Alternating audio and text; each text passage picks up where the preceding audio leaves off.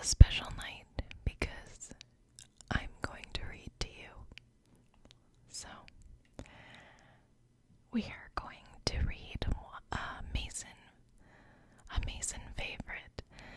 This is a child's book that Mason remembers falling asleep to as a kid.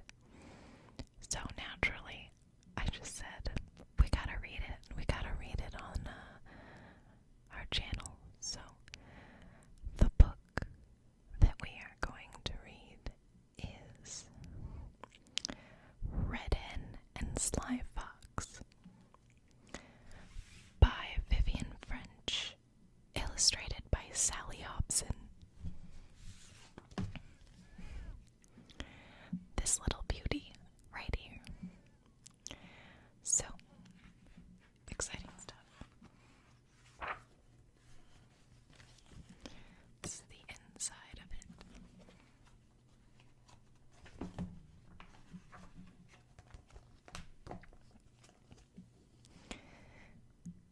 Once there was a wood, and in the middle of the wood there was a tree. Under the tree was a house, and in the house lived Red Hen. All the animals in the woods loved Red Hen because she was kind and careful.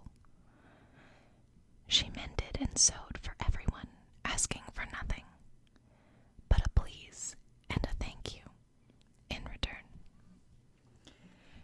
She always wore an apron which had a pocket, and in the pocket she always kept a needle and thread and a little pair of scissors. All the animals in the woods loved Red Hen, except for Sly Fox. Sly Fox thought that Red Hen would make an excellent chicken dinner.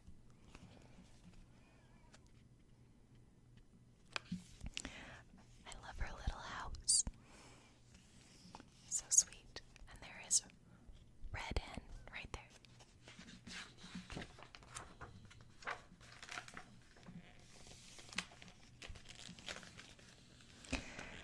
One fine morning, Sly Fox woke early. He yawned and he stretched and he smiled and said, "Aha! Today is the day I shall have my chicken dinner." Sly Fox hurried to his chest of drawers. He slipped a pair of socks in one pocket and a large sack in the other.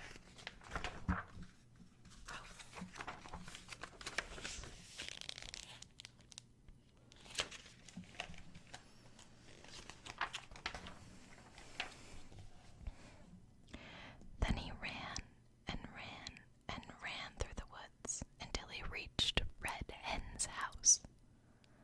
Sly Fox knocked on Red Hen's door. "Who's there?" "Why, it's only me, Red Hen," called Sly Fox as she opened the door.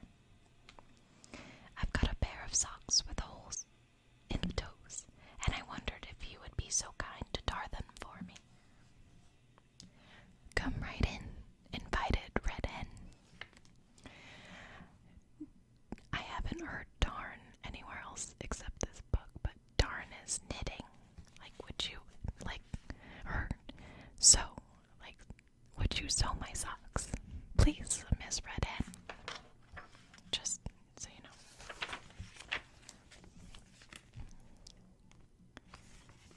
Asking to come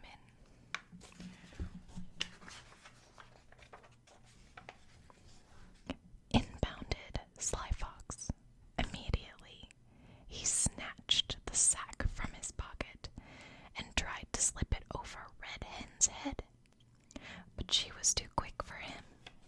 Up, up, up she flew, to the very top of the cupboard, where she peered down at him.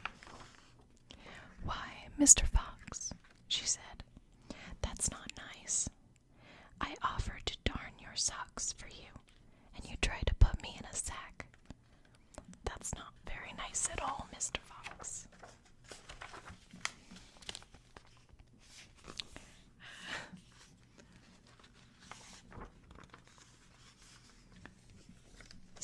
Fox said nothing. He simply turned himself around and around and around until Red Hen, watching him, felt her own head spin around and around and around. She grew so dizzy that she fell off the top of the cupboard right into the open sack below her.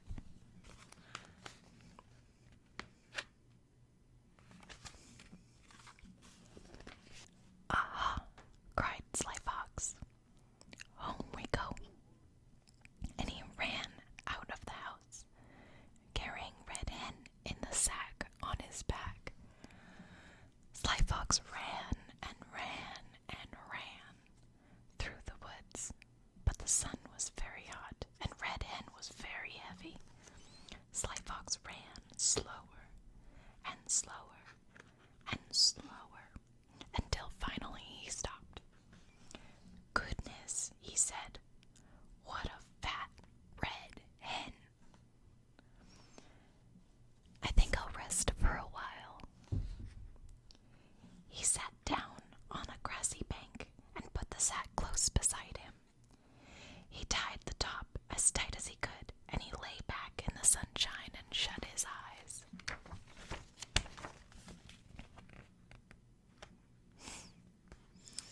There she is. Purr, purr, purr, snored Sly Fox. He was fast asleep. Beside him in the sack was Red Hen, who was wide awake. She was thinking hard. "I'm wearing my apron," she said to herself. "And in my apron is my pocket. And in my pocket is a needle and thread and my little pair of scissors."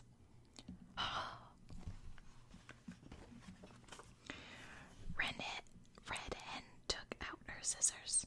She snipped and she snipped and she snipped a neat hole in the sack.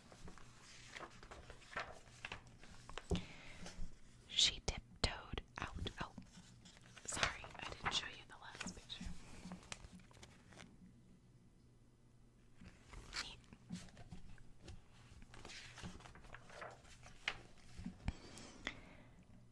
She tiptoed out. She looked left and she looked right.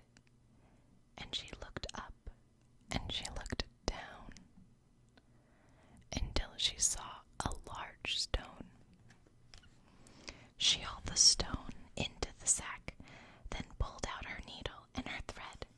She stitched and she stitched and she stitched up the hole with such tiny little stitches that no one would have ever known there had been a hole there. Then she ran and ran and ran all the way home and made herself a strong cup of tea.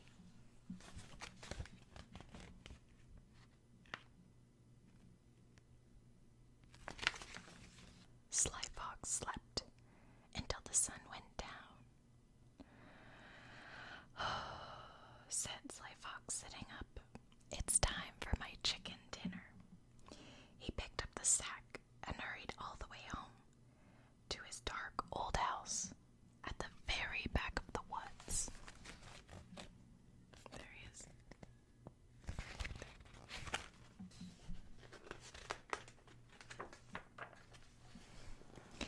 "Din, din," said Sly Fox as he pushed open the door.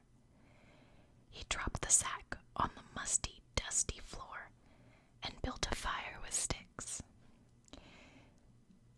He took down a large pot and filled it full of water. He put the pot of water on top of the sticks and waited for the water to boil and bubble. Then he rubbed his paws together. "Wakey, wakey, Red Hen," called Sly Fox, shaking the sack. He untied the top and tipped the sack over into the water. The stone fell and made a giant splash. There you go.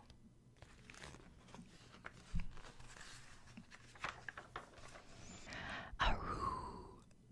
shrieked